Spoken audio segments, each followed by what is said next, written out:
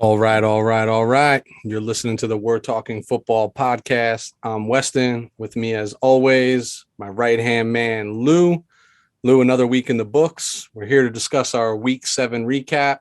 Pretty interesting week this past week. So, as always, time to reflect on what transpired. It's Wednesday evening. Week 8 is less than 24 hours upon us at this point. Time to check your temperature. How we feeling this evening, sir? Oh, I'm feeling great. This is the first time in a long time, bro, that I enjoyed football this past weekend because the Chargers had a bye. So I actually just was able to sit on my fat ass and just watch some football and not have to worry, have any anxiety about any games. So I just enjoyed it. So it was a great weekend for me. I'm glad you enjoyed your bye week a little bit more than I was able to enjoy my bye week. I don't think you can say it the same, man. No, I couldn't. I was stressing throughout that week, and the stress continues. But first, I need to apologize to you. I let us down last week and did not account for our wins and losses in our first ever true week of our new Pick'em segment.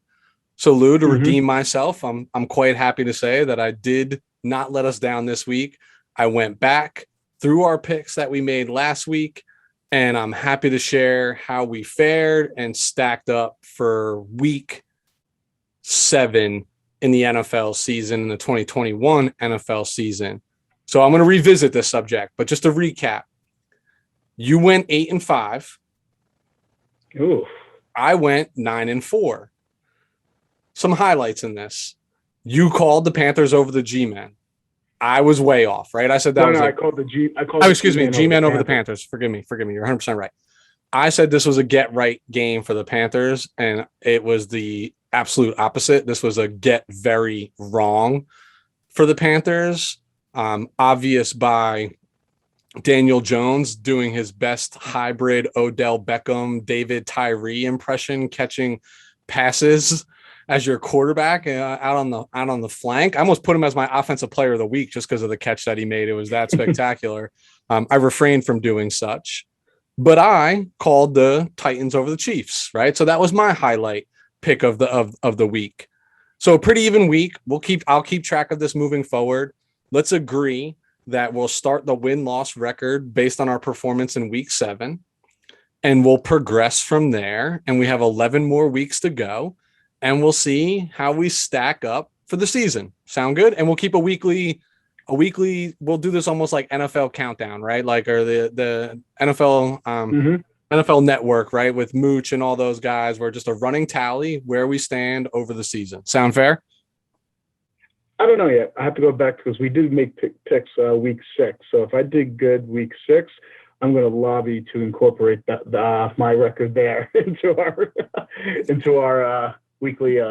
Well, then don't go back and listen to the audio. Go to YouTube and watch the video so we can get our views up. And I don't care if you fast forward to that portion of the segment, but that's where I want you to do your calculation. And if you fared better, let's talk about it. See if we can incorporate it. All right. Let's do it, bro. So as we always do, let's begin with kind of our hometown takes, if you will. Bear with me, my mic went out on me for a second there. Let's begin with we need a stat guy and an IT guy. A stat guy and an IT guy. This is getting wild. Let's begin as we always do with our hometown takes. As you just mentioned, Chargers on a bye this week. My 49ers were hosting the Colts on Sunday Night Football. So anything, I know it was a bye week. I think your bye week was a little bit more uneventful than my bye week the previous week. So anything that you want to comment on that took place that behind the scenes through your week?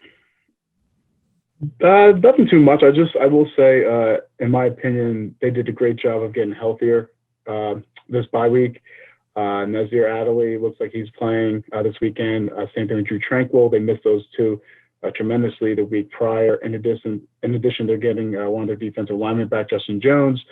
They need as much as help as they can get on that defensive front. So all those guys coming back are huge, in my opinion. They also made some interesting acquisitions from a special team standpoint. Dustin Hopkins, the former Washington football team kicker, they signed him, got rid of their other kicker, Vizcaino, which was huge because he was god awful. And lastly, they signed Andre Roberts, who actually I think averages like 6 or 7 yards more per return than any of their kickers. Any of their return men that they currently have right now. So you can see they're trying to make changes to that special teams because their games are so close lately. It comes down sometimes to special teams, and they need to have. If they can just have a mediocre special teams, they will win way more games than perhaps if they didn't. So that's the difference they're trying to make. So that's pretty much it. All right. Well, anything is an improvement over your homeboy Vizcaino because just things were. He's not my homeboy. He never was. No. Things were not going well.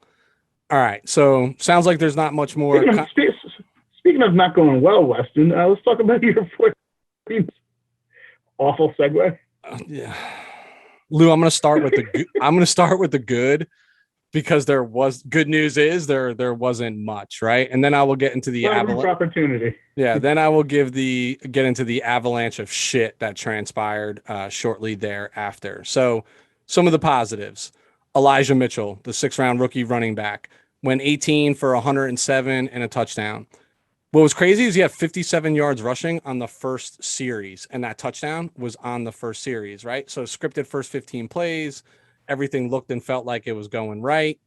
He actually had 69 yards on 6 total touches over the first 2 possessions. And then the running game just disappeared for a long time during this game. So again, one of those things that baffles me is you're doing something so very, very well, and then you just seem to get away from it. And in a poor weather game, like, should you not be establishing the run? I just think that's like football 101, right? Like if you don't have to throw the ball and you're running all over a team, continue with that trend. Second thing here is Jalen Moore, 5th-round pick from Western Michigan, got his first start at left tackle. Trent Williams was out for the game, played really, really well. Only allowed 2 pressures, no sacks. So love it, right? So a positive sign, in regards to tackle depth. It's been a long, long time since Trent Williams has actually played 16 games in a season. So if you have a plug and play piece there that can hold up, or maybe that when you get rid of Mike McGlinchey, maybe somebody you can slide to right tackle that has some, getting some playing experience and has some positive vibes, always an opportunity. You're not a McGlinchey fan? I am in the run game. I'm not in the pass game. He gets manhandled in the pass game, but neither here nor there. The list of shit and bad is just too long to even incorporate that in. So that's why I've glossed over it this entire season, but it's not good. The play of Azeez Al-Shaair from Florida Atlantic, so a linebacker who's plugged in due to injuries to Dre Greenlaw, is playing well, man. He's all over the field. He had a fumble recovery that was initially ruled a pick, but they went back and actually changed it post-play because it was, in fact, a fumble. The ball was deflected out of Wentz's hand prior to the arm moving forward. But he's just playing really, really well. And that turnover was really opportune because it was as the Colts were driving, we're in the red zone and stopped them from progressing there. The other thing I liked is we were forcing turnovers. So we forced a turnover on literally the first offensive play of the game for the Colts. Helped us actually get out to a 9-0 lead. Obviously, we saw how this game ended, but positively speaking, when I was sitting there watching this, like, all right, things are clicking. Do I think we left points on the board there? Yeah, you have the ball inside their own 30-yard line in that kind of weather game after missing an extra point. Like, you need to go down and you need to score a touchdown to balance things out. But not for nothing. 9-0 in the first 5.5 minutes of a football game in a poor weather game, you're feeling pretty confident that you're on the right track. And then the rest of the game transpired. So to the bad. Lou, this offense is just god awful. Like I literally can't even explain it. We were more explosive with Nick Mullins and CJ Beathard at quarterback than we are right now with Jimmy Garoppolo at quarterback. Outside of that, the defensive pass interference continue to plague us. Big chunks of yards, putting the opposing offense in favorable positions, the defense in unfavorable positions, week after week after week with this nonsense. A couple of them are, they're like ticky-tacky, some of these, right? Some of them are glaring and obvious, but nonetheless, they're happening. so with these PIs, the issue that I have is not what the other team is doing. Like, offenses are taking shots. They're taking shots at us deep. Kudos to the Colts for taking shots in a game in terrible weather and them still coming to fruition in some capacity based on penalty yardage. Something that I wish my own team was doing to a depleted Indianapolis Colts secondary. You had Xavier Rhodes limp off the field in pregame and was still out there during the game. How are you not taking advantage of that? I just don't understand. Neither here nor there. Another week of the continued absence of Brandon Ayuk from this offense. But this time, Lou, I'm not blaming Brandon, and I'm not buying into the he's not prepared, he's regressing. I'm not subscribing to that, because during this game, I saw multiple instances of him running down the middle of the field wide open, putting defensive back on skates, and the ball never gets to him. And it's not like Jimmy didn't have the time to throw. He had the time to throw. If you go back and watch this, it's just like Kyle called the home run. It was there. And the ball just wasn't delivered. It was never even released. I feel like Jimmy G's suffering from a case of tunnel vision. He's going to his first read no matter what, almost. And if it's not there, I'm just going to check it down. Dude, I feel like you're literally looking at what I was about to say next. So this brings me to Jimmy. He just continues to hold the ball, continues to focus in on the number one option, and refuses to let the ball rip and take chances. He threw 2 picks in this game. They weren't him taking chances. They were stupid, inopportune throws that the defense knew where you were going with the football in the first place. He lost the fumble. The woes for number 10, they continue. But for whatever reason, Kyle continues to dial up his number. So here's my conspiracy theory. This leads me to believe that Trey Lance's knee injury is worse than the team has actually led on, and they're continuing to try to bide their time. So what we do know as fans is that Jimmy is the expected starter this week again against the Chicago Bears, which, if Trey is healthy, for the life of me, I no longer actually understand this. I know everything. I was an advocate of this. In the ideal world, you had Jimmy healthy all year, played well, not great, well during the season, and you get the opportunity to essentially redshirt Trey for the entire year, who's almost 2 years removed from playing football for all intents and purposes. I don't mean to cut you off, but please do. I don't think it's the injury. I don't think it's the injury that's causing. I'm going to debunk your conspiracy theory here. I don't think it's the injury that's more serious than they're leading onto. I just feel that it's Shanahan not feeling comfortable enough with Lance's progression with his offense. And that's just my opinion. Obviously, I'm an outsider looking in. If he's doing so good in practice or so good in the film room, why wouldn't they put him in over Jimmy G? I just feel like he's not ready yet. And that's not such a crazy idea to think that, because he's only played 1 game in how many years now? 2, Trey Lance. yeah. It was with a small school, North Dakota State. I know they're big for their conference or what have you, but it's not exactly like one of the bigger conferences, the SEC or what have you. So you have to understand there is still a huge learning curve. And I've said it before, quarterbacks like Burrow, Herbert, and some of the other better quarterbacks coming out of college ruined it for this group of quarterbacks that just got drafted this year. With expectations. Everyone's automatically thinking like that should be the bar. Yeah. And I don't expect that to be the bar. There is a lot of what you just said that is most likely true. Maybe it's because the preconceived notion is that Kyle's offense is difficult to grasp, and it does take time, and it's a different brand of football. But then there's also hey, we loved Trey because he played under center. He did some of these things, right? Like they ran him through the workout that was scripted to the 49ers. Yeah, he played Trey. I'm getting you all hot and bothered right now, bro. I'm fucking sweating right now. Yeah, you look so mad. I'm not mad. I'm not mad because I did. You did, right? No, you did. Yeah. Yes, we did. But did Shanahan like Trey? So I think he did, right? Because I do think that Kyle is still calling the shots, right? Like Jed York is an absent owner in the sense that of like he's not making the decisions on who you're drafting. Yeah, no. I think John Lynch was hand selected as a GM to be like, yo, you're gonna go with my flow, right? Because I honestly think if Kyle Shanahan really, really, really wanted Mac Jones, that was the trigger he was going to pull. He's proven he doesn't give a shit what anybody thinks, right? Like he's literally proven that he's going to do what he feels is best. So here's what it is. I agree with you, right? Like maybe he's not as impressive in year one with the playbook or progressing at practice. Totally get it. And that's okay. And it's plausible and that's okay. But you know how you get better at it? You get put in the situation, right? Like if you look at this year as sunken cost, let this man grow and learn.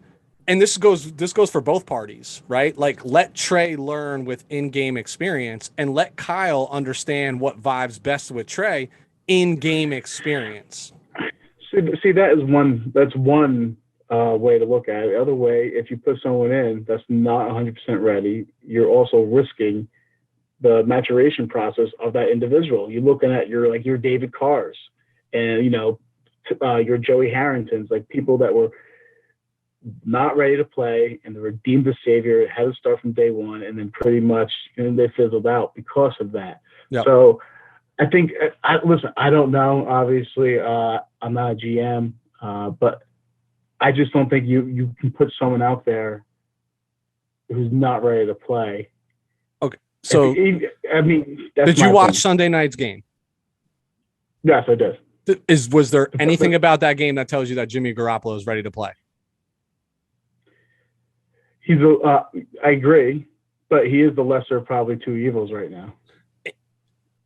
On paper. But what I see and like, I wish I had video clips. Hold on. You don't care if you mess up Jimmy G. You're going to care if you mess up, Trey Lance. I mean, here you are, you give so much capital for him. Yeah. And you don't want to destroy confidence. I totally get that. Exactly. I totally get that.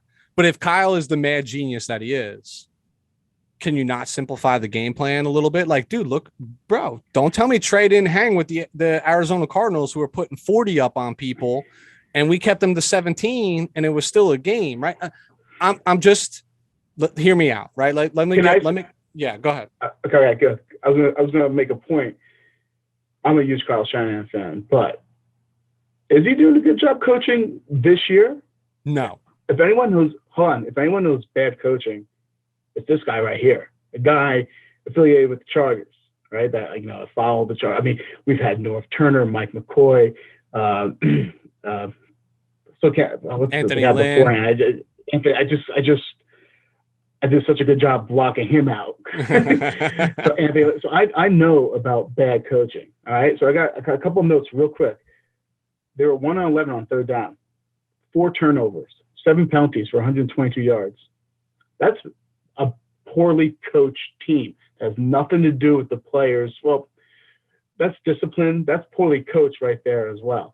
Now, here's the chicken or egg argument now. Is it being poorly coached because of Shanahan, or is it because he literally has no one to run his system? Jimmy G is not a fit for his offense. Lance is way too raw to lead this team and to open up the playbook fully. Even if he dumbs it down, it's still not being as effective as it was and explosive as it was. And then you have players that were highly touted, like Ayuk, not stepping up. So what's going on? Is it Shanahan being a poor coach or the circumstances forcing him to be a poor coach? I think it's 50-50, dude. And I'm going to explain this because this is top of mind to me. So this brings me to Kyle. So obviously, if you're a 49ers fan, like the talk of the town right now is that this guy's lost his mojo. He's an awful coach. People are calling for his head, whatever it is. But here's the reality. That's not happening, right? Like, and I 100% do not support sacrificing Kyle Shanahan at this point. Not even a little bit, no matter how frustrated I am at this point in time. I still believe Kyle is a great coach, but even more importantly, an elite play caller. But clearly, this year dictates otherwise. But to me, to your point, why? Like, why is this year like an outlier or different? And I think it comes to the fact that there is zero execution, and it starts at the most prominent position under center. And I'm take the person's name out of it, right? Like, regardless the name, whatever the number, whatever it is, like, it's just not executing, right? So like, where's Kyle his best when things are grooving? Those scripted first 15, right? Like, or coming out of the second half, right? When you make your adjustments, it's just like, I see the game, I analyze the game, let's go. These are going to work. And then they work. But then as the game progresses in the first half, in the second half, when there's no execution, right? Like, dude, you want to run the ball on first and second down, and you don't block, you don't make the block, right? Or the running back doesn't pick the right hole, and all of a sudden it's 3rd and 8, and everybody in the world knows you're passing the ball, and they know you're passing the ball with a quarterback who refuses to take shots down the field. You become controllable and containable, and teams know that. So I think where Kyle has fallen short this year is adjustments.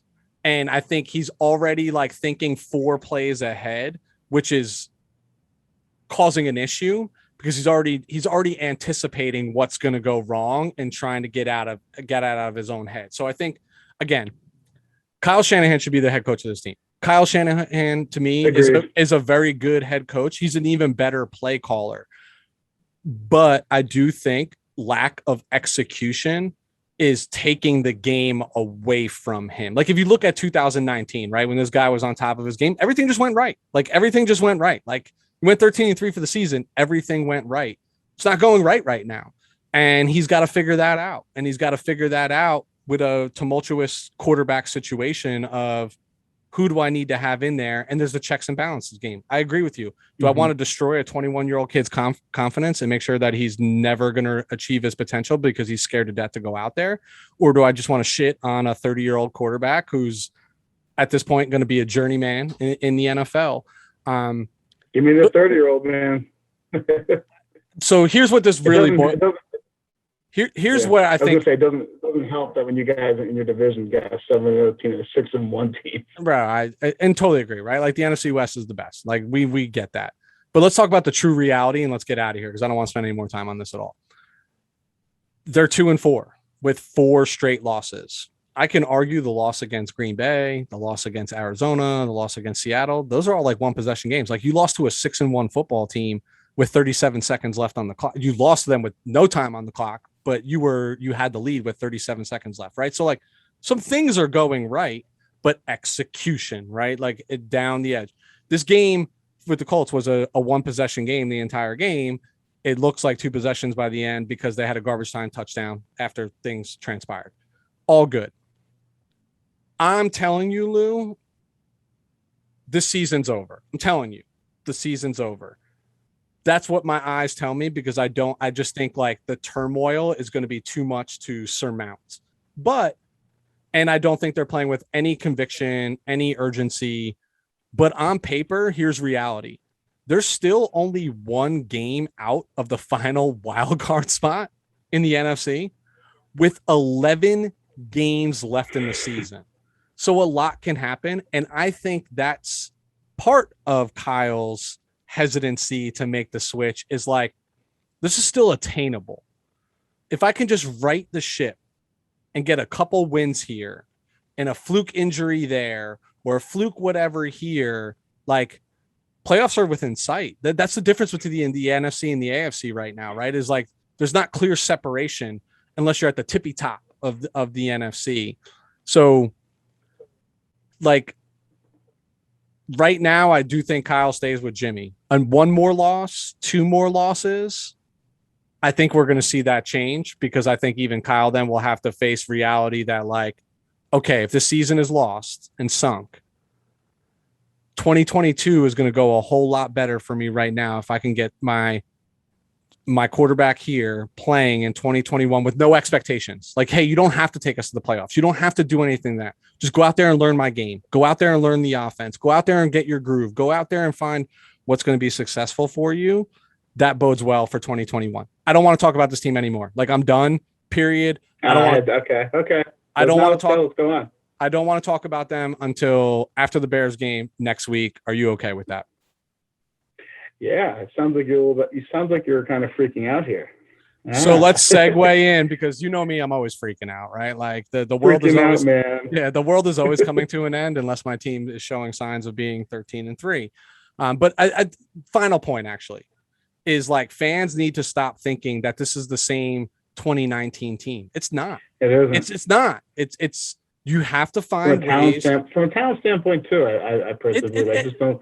It's not the same roster. Like, that's the obvious. It's not the same roster. The depth isn't there anymore. Lost Buckner. Kim Law hasn't.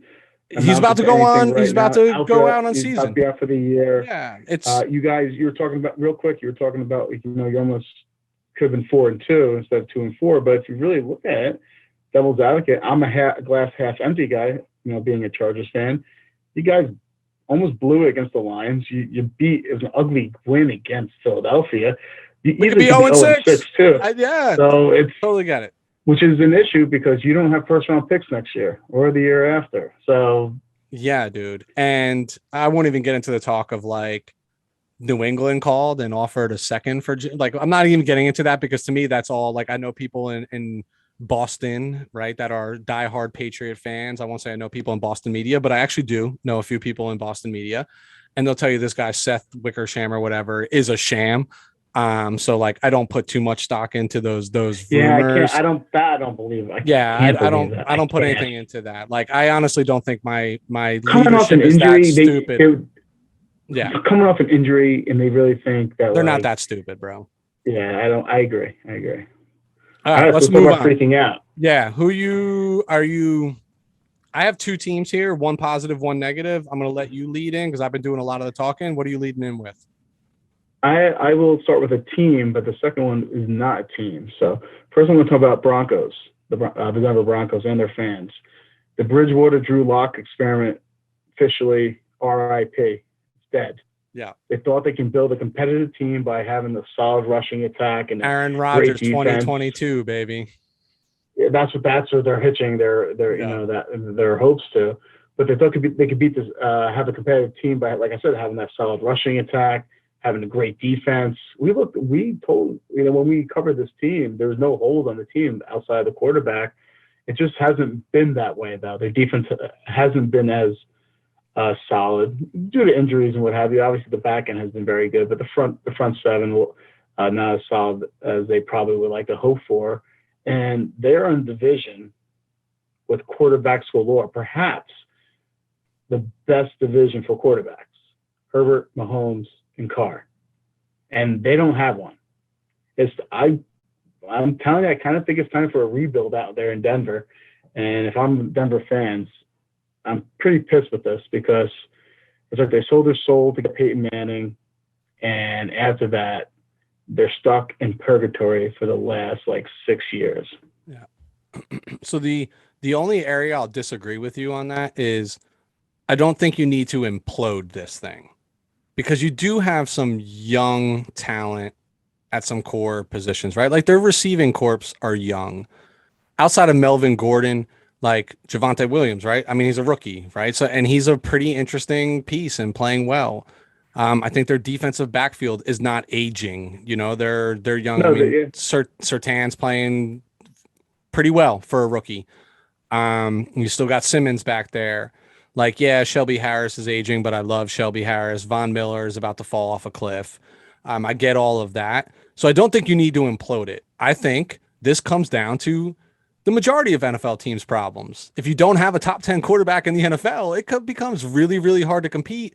And oh, by the way, you're competing in a division that has Patrick Mahomes, Justin Herbert, and even Derek Carr, right? Like, that's a tall order.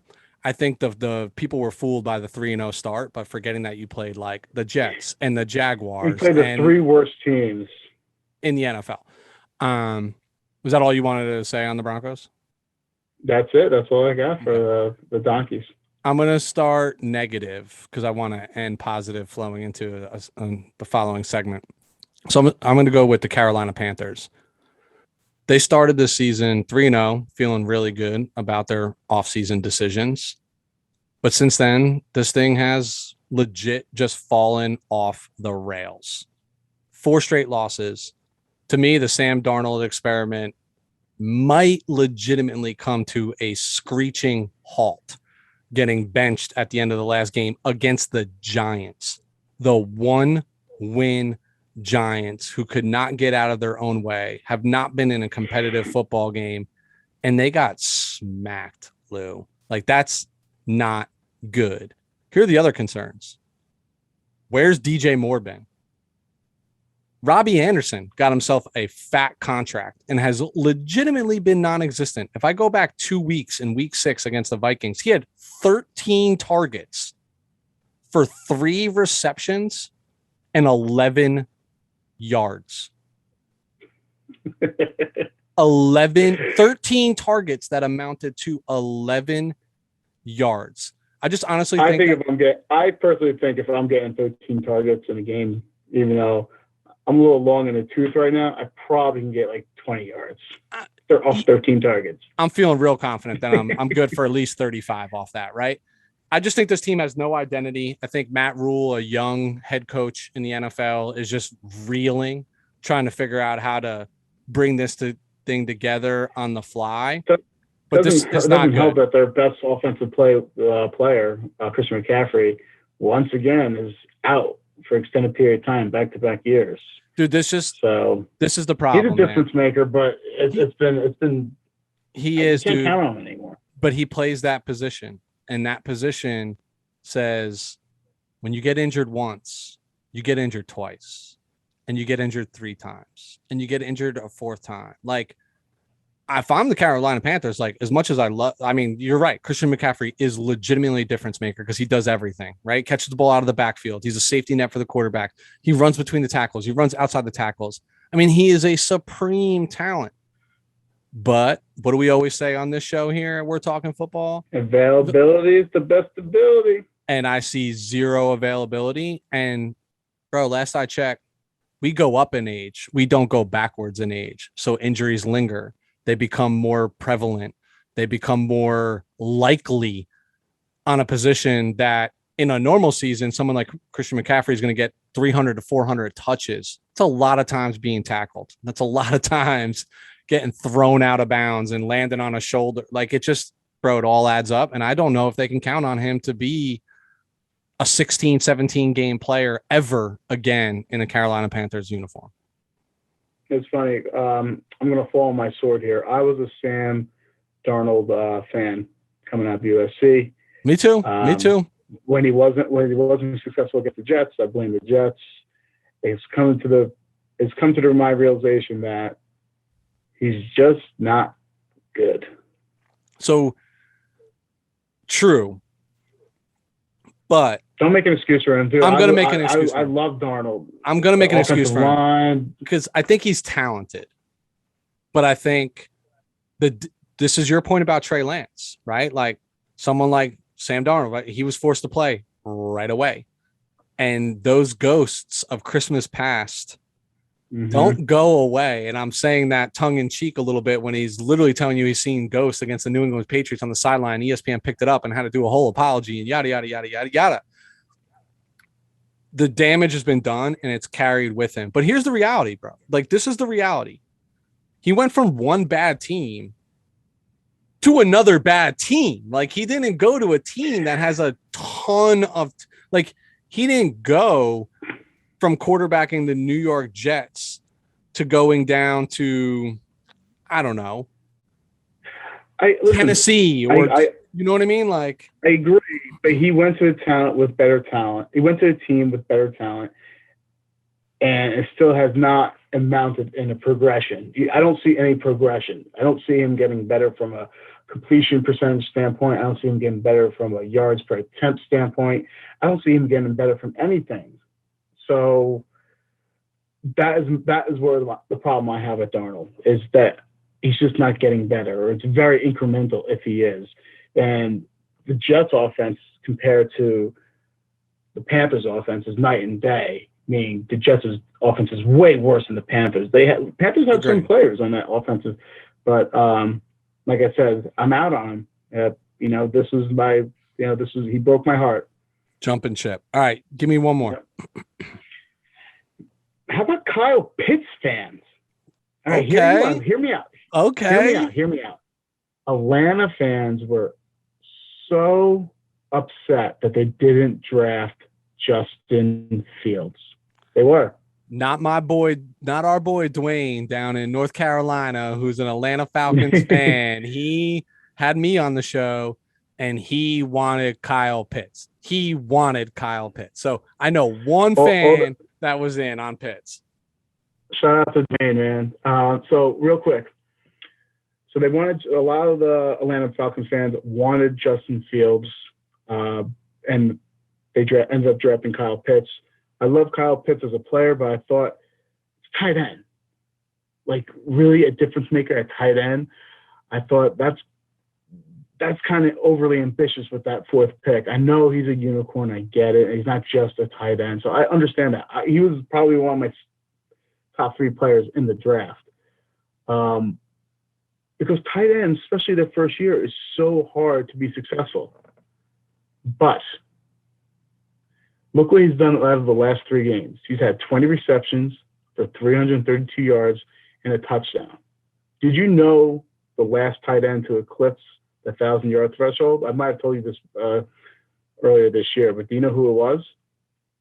The last rookie tight end or the last? Yes, the last. Yeah, sorry, yeah, let me clarify. The last rookie tight end to eclipse the 1,000-yard threshold. I'm just gonna take a shot in the dark, and I'm gonna go to the 80s and say Mark Bavaro. Mike Ditka. Back in 1961, he had 1,000. Who would win in a fight? A hurricane, or Ditka? It depends if the hurricane's name was Ditka. So, all kidding aside, so that just shows you how hard it is to succeed as a rookie tight end. And he's been balling out, and he's on pace to become that second tight end to eclipse 1,000 yards. And I know he's not just a tight end; they've been using him out as a wide receiver too, and what have you. But he's been a difference maker because they have very limited skill options on the Atlanta Falcons team. So he's been bailing out Matty Ice these last 3 weeks. Yeah, I love everything he's doing so far. I'm super happy for him, right? Because I think there's a lot of scrutiny if you go in the top 10 in the NFL draft and you are a tight end. But here's the difference, right? Is he really a tight end? No. Is he an inline blocking tight end? No. No, but with Jimmy Graham but he's a mismatch Antonio Gates. And where he makes quarterbacks better is because of the position that he does line up in. He's not flanked out wide. He's in the slot. He's a little off the tackle. He hooks 7 to 10 yards over the center, right? He's your safety net for the quarterback. And oh, by the way, when you get him the ball, he's just supremely athletic in comparison to the people who are responsible for covering him in the first place. Dude, I'll tell you right now, he's had some success flanked out as a wide receiver too. So he's not just inline at all. So let's call him what he is.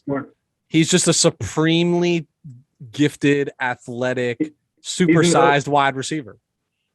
He's an OW, bro. An offensive weapon. There's only one offensive weapon. That's Kyle Juszczyk.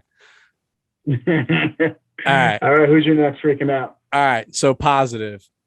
How about those Cincinnati Bengals? Whoa. Lou, not just a win in the division against the Baltimore Ravens, but an impressive win. Ravens were rolling, and Cincy smacked them. In their home, at home. Yeah. In Baltimore. Yeah, smacked them. The Joe Burrow to Jamar Chase connection is for real. And Lou, you just talked about how Kyle Pitts was one of your top 3 draft prospects. I am documented. I'm documented. And in multiple shows, I had said that Jamar Chase was my number 1 prospect in the draft. This is true. And he's making me look pretty good. He's not making me look like a rocket scientist, but he is making me look pretty good so far. He is balling. Facts. Cincinnati Bengals are number 1 seed in the AFC right now. 7 weeks into the season, I get that. When was the last time the Bengal fans had an That's pretty impressive though. That long in the AFC, right? Which we've always said now. Yeah, Weston, don't forget the offseason chatter that we all heard about the Bengals.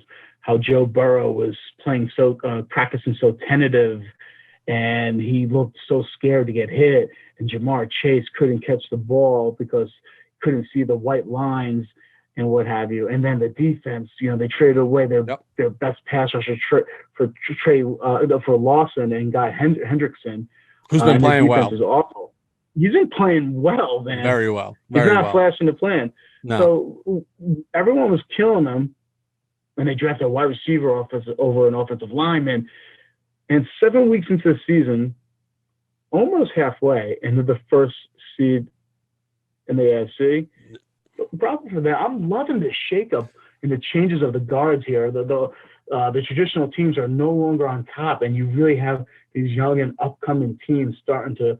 It's exciting. There is definitely a renaissance or a rebirth going on in the NFL. Sorry, I didn't mean to steal your time. No, dude, I love it. There's parity in the NFL, and it shows you that if you build through the draft and you make smart moves in free agency, you can change the guard. I would ask Bengal fans, like, when was the last time that you had an opportunity to be this excited? And I know under Marvin Lewis, you were playoff bound years and years and years and years in a row, but you always knew what the outcome was going to be. You were going to lose in the first round of the playoffs. And that very well might happen. But the reality is this team just showed that they could go on the road and punch a contender right in the mouth. And that's the difference, right? Like, they would normally lose this game during the regular season and then get into the playoffs and then lose to this team again in the playoffs. But what I love the most about it is it's been really fun to watch, actually. Like, they're exciting. A very exciting team. Now, there is a sobering reminder here. And that sobering reminder is they did lose to the Chicago Bears in Justin Fields' first start in the NFL, right? That hasn't been going so well. But that's why this is the NFL. Any given Sunday, anything can happen. But I'm impressed. I'm super impressed by the Cincinnati Bengals so far. Let's also not forget, Weston, that they were this close of beating the Packers a couple of weeks back. They were the better team on that field too. I think Green Bay just got lucky. The Packers should have lost to the Bengals. So missed field goals. Yep. Yeah, five. Yeah, they could have easily. Yeah, they could have easily been have one more win under their belt. Yep. Just crazy to hear, like, Cincinnati Bengals, your number one ranked team in the AFC right now, and you think of the other teams that are there. Good for them, man. Yeah, love it. No hate here. Nope. All right, so let's get into, on this topic, let's get into our offensive and defensive performances of the week. I have quite a few for both, but I'm just looking at our clock right now. Maybe like 2 each for offense and defense. Do you want to start with defense or do you want to start with offense? I'll start with offense. All right, go ahead. It's a good segue. How about that? This is a cheap way to do it, but that Burrow to Chase connection. So Burrow funny, dude. 23 for 38. 38. I made them one player as well, so I love that. Yeah. How about this? I'll talk about Burrow. You can talk about Chase. All right. All right. Burrow was 23 for 38 for 416 yards, 3 touchdowns, and 1 interception. How did Chase do, Weston? He went 8 for 201 and a TD. And, bro, that TD, if you watch back that play, he should have been tackled like 4 times, spun out of people, and then just pulled away. And this goes back to what I said to him as a prospect. When the ball is in his hands, he's a running back. He's not a wide receiver. He runs through contact, and then he can pull away from you. Supremely talented. But I'm not wasting one of my names on this. Okay, that's fine. Real quick, I'm not sure if you remember, who was my comp for Jamar Chase? Ooh. He was a bigger Steve Smith, I said. Yeah. Steve Smith was a dog. A bigger Steve Smith. A dog. But dude, so is Chase. I know. He They're runs dogs, angry. bro. All right, you go for your guy. All right. You're offensive. Go ahead. Ernest Johnson from the Cleveland Browns in his second ever NFL start, his first this year in a depleted Cleveland backfield.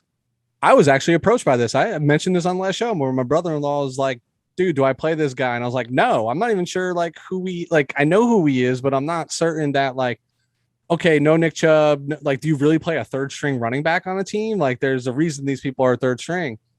This dude's a starter for other teams the way he balled, bro. And now I know their offensive line is talented. I totally get that. But he went 22 for 146. Dude, he went 22 for 146 and a touchdown. And he added 2 catches for 22 yards in his debut this season. Like, you got Stefanski, the head coach over there, being like, well, shit, Chubb, Hunt, get right, get healthy, because this dude, he's here to play, and he's fresh, and he's got legs. If I can buy 2-3 weeks out of him and then get my studs back healthy and let them refresh a little bit, that bodes really, really well for the Cleveland Browns. I agree. Give me another. My last offensive guy. I feel like we're not doing a good job of showing Cooper Kupp some love here. Oh, my God. He just had another ho-hum game. He had 10 catches, 156 yards, and 2 touchdowns. He is, by the way, dangerously flirting with Calvin Johnson's 2012 year, where Johnson had 1,964 yards receiving. And it's only been 7 games so far, and Kupp has had 809 yards. Can you picture if somehow, some way, Kupp can break Johnson's receiving record? Dude, he might, and they got the team to do it. You know, Dude, he has over 800 yards in 7 games. Here's what I think is why it won't happen is because eventually teams and defensive coordinators are going to go, all right, Robert Woods has to beat me. Van Jefferson has to beat me. See, no, I don't think that's it. I think what really is going to derail him, they're going to have like a spot locked up in the playoffs, and I don't think he's going to get as many reps. They're going to rest their starters and stuff like that. I think, especially because there's only one bye week, right? So like, there's only one team on a bye. When you're too good of a team, when you're too good of a team or too bad of a team, that's usually what stops you from getting those records. Because if you're too bad, pretty much, you don't. There's no reason to risk it, and when you're too good, like, we have to save for the playoffs. So. Yeah. All right. And who's your guy? All right. So I was really tempted to go Kyle Pitts here, but we already talked about him, gave him some love. So I'll go with my other guy. Mm-hmm. My other guy is Alvin Kamara. 20 rushes for 51 yards, not super impressive. 10 catches for 128 yards and a touchdown from your running back. Very impressive. He had 32 touches in that game. That's a lot for Alvin Kamara, right? You're used to a ton of production on 15 to 20 touches from this guy. Mm-hmm. But to me, was the Saints, like, that's the winning formula for the New Orleans Saints right now, is you have to get Alvin Kamara involved. AK is you're playing Tampa this week in a division game. If you have any expectations of winning that game, Alvin Kamara has to have another 30 touches. And I know people are like, oh, his size, he's not that type of back. Dude, you see the way this man is built? He is that type of back. He can do everything. He has the most supreme balance that I've ever seen from anybody. He's like a pinball. He just gets hit, bounces. He is so hard to bring to the ground, which benefits him because he doesn't take like tremendous shots. You know, like when he gets injured and it's like he rolled his ankle because he was like flipping over somebody. You know, I'm being facetious there, but it was nice to see Alvin get back to Alvin Kamara ways of 170, 180 total yards, get into the end zone, do it both running and passing. So my final guy would be Alvin Kamara. All right. Still defensive right now. Dude, I have quite a few here defensively, so I'm gonna let you go first. See, it's so weird because I have a few, but I only want to really speak about one individual because I'm pretty selective on my awards here. But I'm going to talk about Demario Davis. All right. He had 10 tackles, 4 tackles for losses, 2 sacks, and a pass defense as a linebacker. And 3 QB hits. Off the ball linebacker. Yeah. So Demario Davis, in my opinion, was the best defensive player this past week. Other people had okay games, good games, but I'm only going to be talking about him. No one else really, in my opinion, warrants another mention. All right. Well, I had DeMario on my list, and I will add a caveat here that one pass defense could have been a pick 6 had he held on to the ball. Like, that's what he wanted in a ugly but very competitive Monday Night Football game. So the guy that I want to I have 2 guys that I want to talk about. Actually, I'm going to throw an honorable mention, and I'm going to throw my honorable mention to the entire Tennessee Titan defense to hold the Kansas City Chiefs to 3 total points. That's a team effort. Turnovers galore. They did everything they were supposed to. But I'm going to talk about players. Sam Hubbard from the Cincinnati Bengals. 5 tackles, 2.5 sacks, 2 tackles for a loss, a pass defense, and 3 QB hits. So we had 2.5 sacks and 3 QB hits against Lamar Jackson. Yep. How do you sack Lamar Jackson 2.5 times by yourself? Like, that in itself is pretty impressive. Since you don't want to talk about anybody else, I'm going to dive right into this other person. Go ahead. Azeez Ojulari. Happy for the Rook, right? Like, finally getting some burn. He had 5 tackles. He had 2.5 sacks, although sacking Sam Bradford. I almost called him Sam Bradford.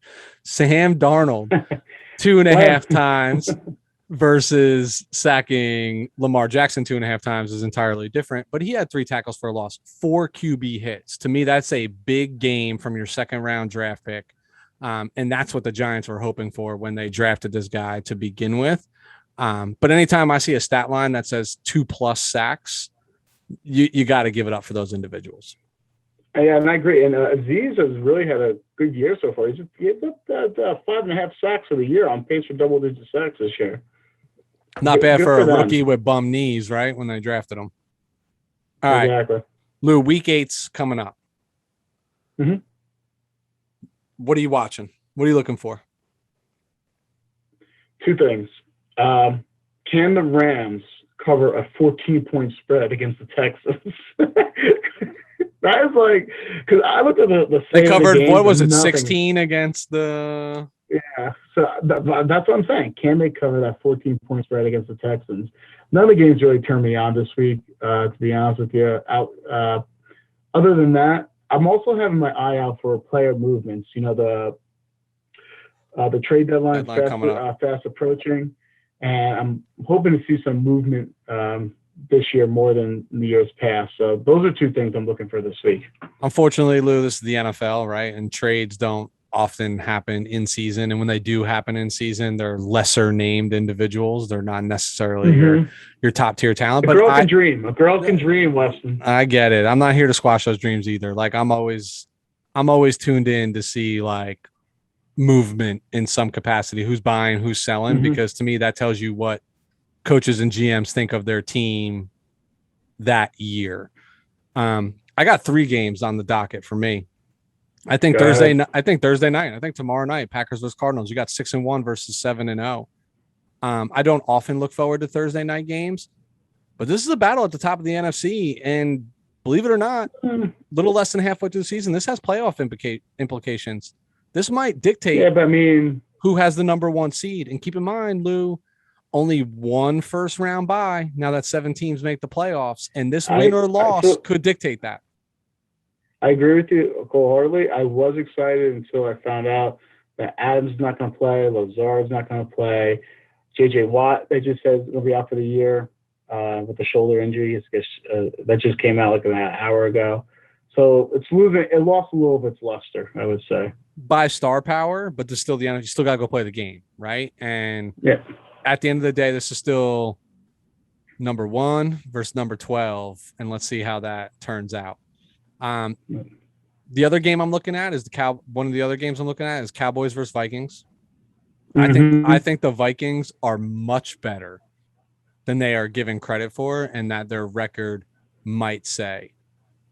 That being said, I think a win for the Cowboys is a huge statement for them, especially in primetime football on Sunday night, but might even be a bigger statement for the Vikings if they are able to win. And I think a Cowboy loss could derail them a little bit. They'll still win their division because there's nobody competitive in their division, but another game that could just as easily have playoff implications to it. Yeah, I feel like the Cowboys lost. Both these teams are good. Obviously, the Cowboys are the better team, but if they were to lose to the Vikings, I don't think that's like a clunk or a letdown game. It's just that the Vikings no, it's a good team. Vikings are a good team. Final piece is Bucks versus Saints. I love me some divisional matchups. Love it, love it, love it. The Bucks revenge game. So much, revenge game. I think the Bucks are so much better on paper. So much better on paper. But division games are always tough. Mm-hmm. And the winner of this game would be sitting at the top of their division. So it has some sex appeal. It has some intrigue to me. I do think at the end of the day, the Bucks walk away with this game. But it is, like I said, division games are always harder than the other games on your schedule because not only do you see them twice a year, you see them twice a year every single year. And when there's not a ton of roster churn, it's now like I've seen them 4 times in the last 2 years, so it just become increasingly more difficult. All right. I agree. You want to run through the schedule or you want to, let's run through the schedule. Okay. Let's do this rapid. And we'll tally. All right. Okay. Tomorrow night, Packers at Cardinals. I think it's Cardinals. It's hard to go on. It's hard. I haven't been overly impressed with the Packers lately. They beat Washington, but it wasn't soundly, in my opinion. And they're going to be up Adams and Lazard. They're a little shorthand. They're going to the West Coast. I'm going to give it to the Cardinals.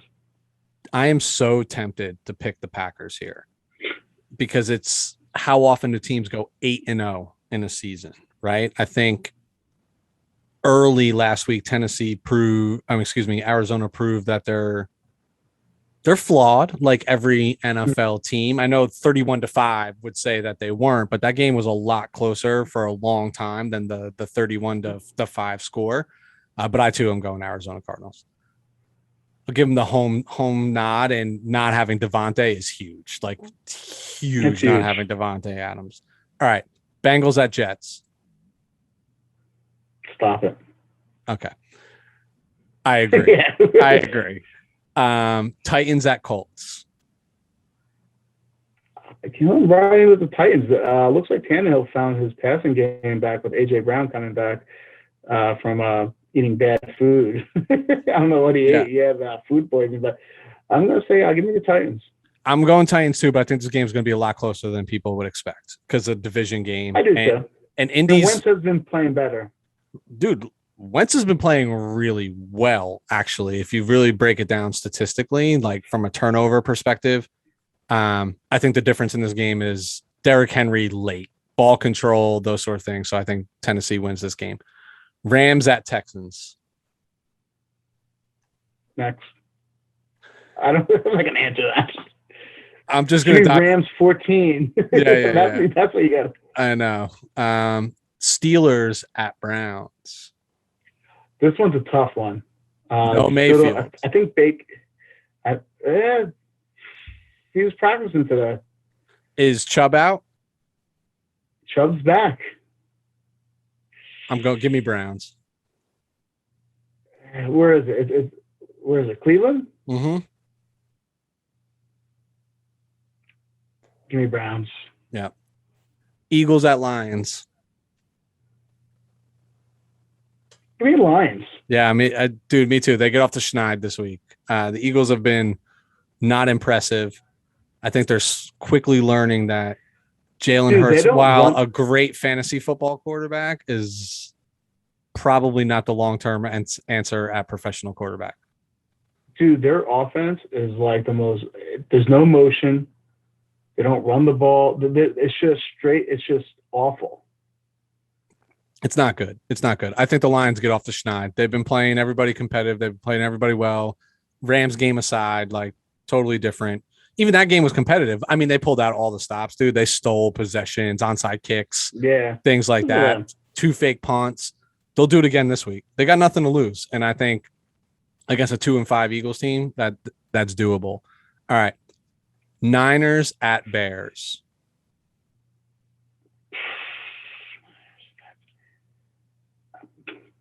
Give me the Niners. So I am picking the Niners, and that's not a homer pick because last week I picked the Colts. I did pick the Colts to beat the 49ers, and I was confident in that. 49ers have to win this football game, and I think they're going to go establish the run. And I think the world of Justin Fields, but their offense is like they're just learning on the fly. They're running the football real well. What's that? Yeah, I don't think there's Khalil Mack or Keem Hicks.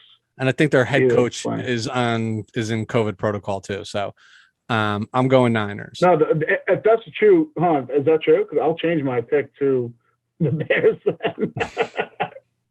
Nagy's out. Maybe Nagy's out.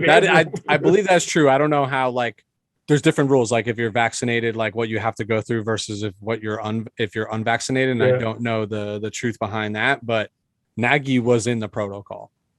All kidding aside, if they had Mack and Hicks and Nagy was out, I would have went Bears. But you're sticking with the 49ers, right? Because it's being documented. Stick with the Niners, yeah. Okay, I'm sticking with the Niners. Yep. Panthers at Falcons. I think give me the Falcons. Bro, me too. I'm trying to find a game that I really want to pick opposite of you. Hopefully we can find one here in a minute. So, all right. So we're both Falcons. Dolphins at Bills. Bills. Yeah. Pats at Chargers. I'm going to say the Pats for numerous reasons. Physical rushing team, complicated defense, confused Herbert last year, and Herbert had trouble deciphering the Ravens defense, which is very complicated. He did a lot of overthinking, and I think that's going to happen the same way. So even though they improve with their special teams, I still think it's the Patriots. All right, I'm going Chargers, and I think because they had 2 weeks to prepare for this. That's to me that means nothing. it means something to me because of all the things that you just said, right? Like they have tape of last year and where they may have confused Herbert and were able to throw. And I know Belichick's a genius on the defensive side of the ball, and I don't believe for a second that his son is actually the defensive coordinator, right? Like it's still Bill Belichick, who is the general manager, head coach, and defensive coordinator. But I just think the Chargers are way more talented than the New England Patriots, and I'll take the better spread of getting 3 points for being the favorite. I think the Chargers win this football game. Okay. Jaguars at Seahawks. Give me Jaguars. I'm going Jags too. I just think without Russell, it's Geno ain't it. This team is the Jets. Yeah, it's that's all this is. Yeah, I'm taking the Jags too. Washington football team at the Denver Broncos.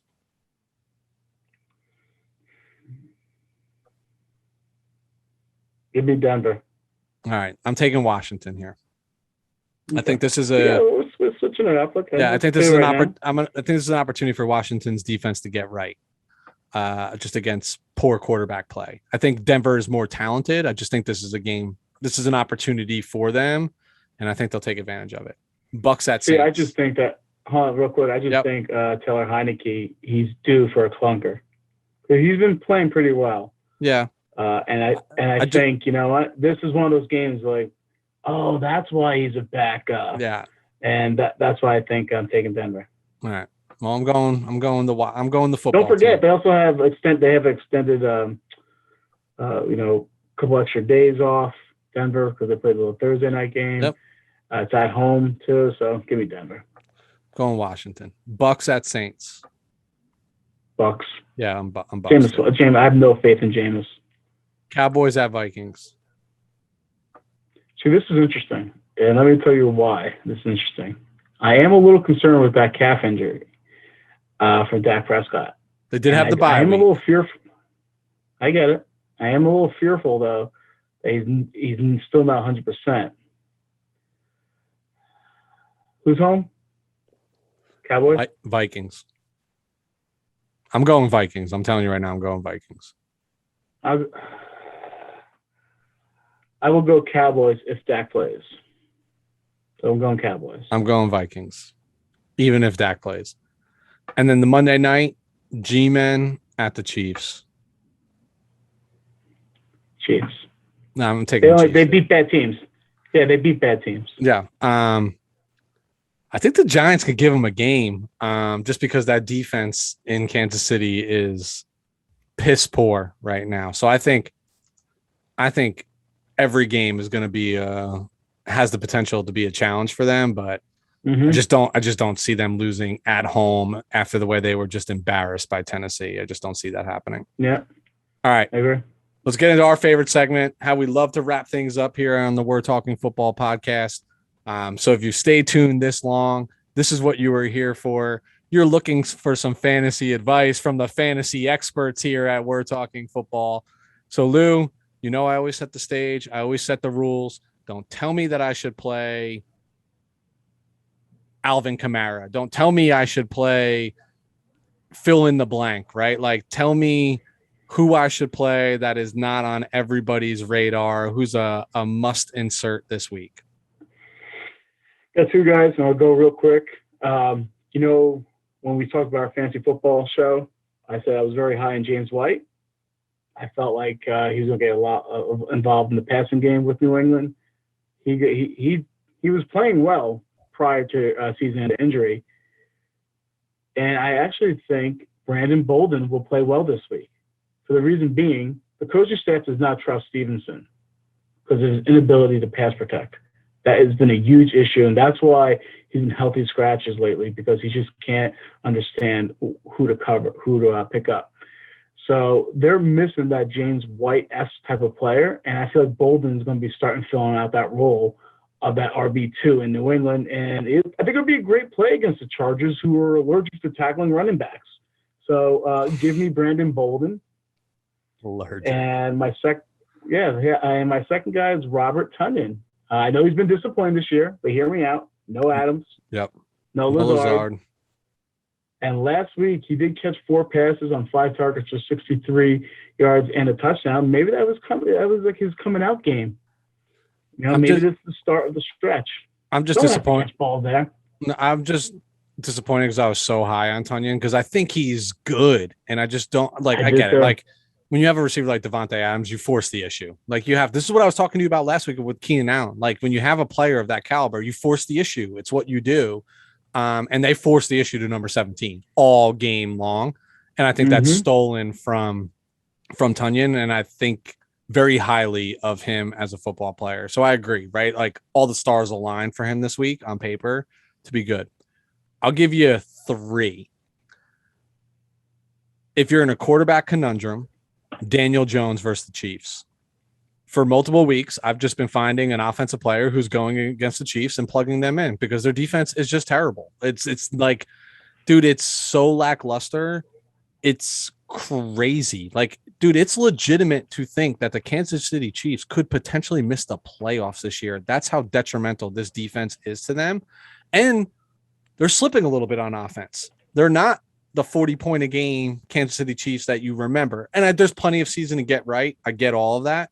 But right now, if this defense continues to play the way that they are, that's an opportunity for you. Running back, Elijah Mitchell from the 49ers. 2 healthy starts, 2 games over 100 yards. Love what he's doing. And San Francisco, I assure you, is going to do their damnedest to establish the run against Chicago.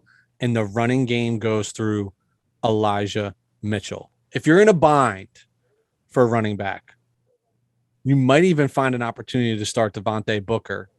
So if you can't tell a common theme with me, I'm just stacking the against this Kansas City Chiefs defense because I have zero faith and zero belief in it. And then my actual final guy is Gerald Everett at tight end. So if you have like George Kittle on IR or Logan Thomas on IR, and that's what your tight end situation looks like, to me, this is just all about matchup.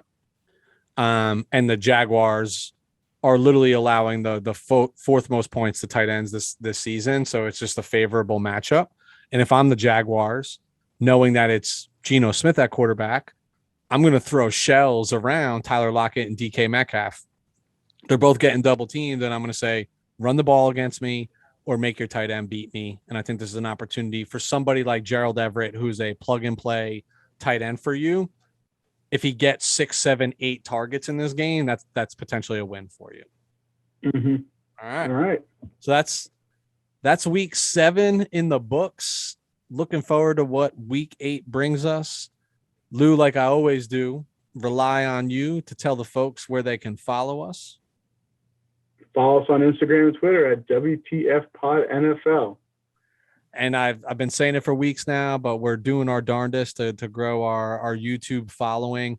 We're getting better at editing video content. We're getting more consistent and ensuring that these videos are not just that these sessions are not just audio recordings. We're getting some video out there. So if you prefer, go to YouTube, check us out at We're Talking Football. So WE' Talking Football. Hit that subscribe button. Don't be shy. Tell your friends. Lou, until next week, my friend, always a pleasure. I bid you adieu.